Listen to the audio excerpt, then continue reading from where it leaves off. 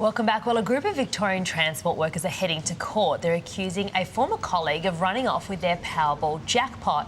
14 syndicate members became suspicious after one of their workmates suddenly resigned and began living a life of luxury. The group's calling on Tattersalls to reveal the name of the $16 million winner, while the accused man is expected to claim he bought the winning ticket independently to the syndicate.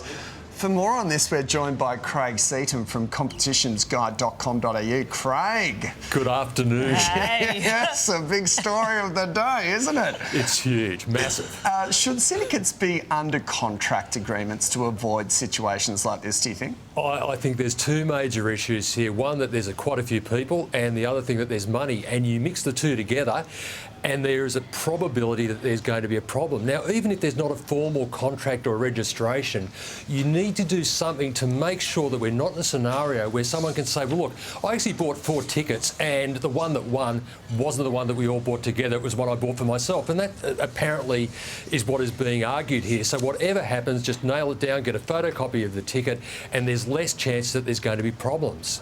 What are the odds, though, that this group actually won the Powerball? Well, it's hard to say without knowing exactly how many tickets they bought and whether they bought a systems pick or not. But the best way to do this is start at the top, where the chance of winning from one game is 1 in 70 million. So whatever you do underneath that to make your odds a bit better, it's still a long shot. There's no such thing as a sure thing in the lottery game. So did the odds get better by going into a group syndicate? They can, but when you think about it, by buying a systems entry and getting lots of people together, you are improving your chances. For example, if you get a systems 14, which is 14 picks, it's the equivalent of playing 3,000 games, but it costs you almost $3,000 to play it. And if you do win, you've got to divide it by how many people are in the syndicate. So sometimes the argument's there that maybe you're better off going alone. Oh, God. Sure. I'm sure most people are thinking that today. What do you think? Do you think people understand the odds of winning the lotto when they buy the tickets? I don't think so, because I think if most people knew it, they may not actually invest heavily in it. I think that for most people, though, it is really a flutter. It's a few bucks, so I think it's a bit of harmless fun. Is there a trick? Is there some sound advice you could give us to winning the lotto?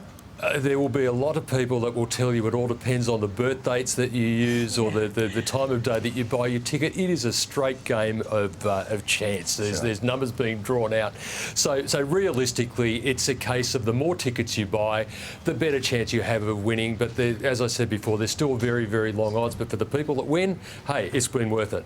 I remember a theory once where the guy said if you basically have the same numbers and you just stick with them for the longest period of time, you've got more chance of those numbers coming up. Is that true?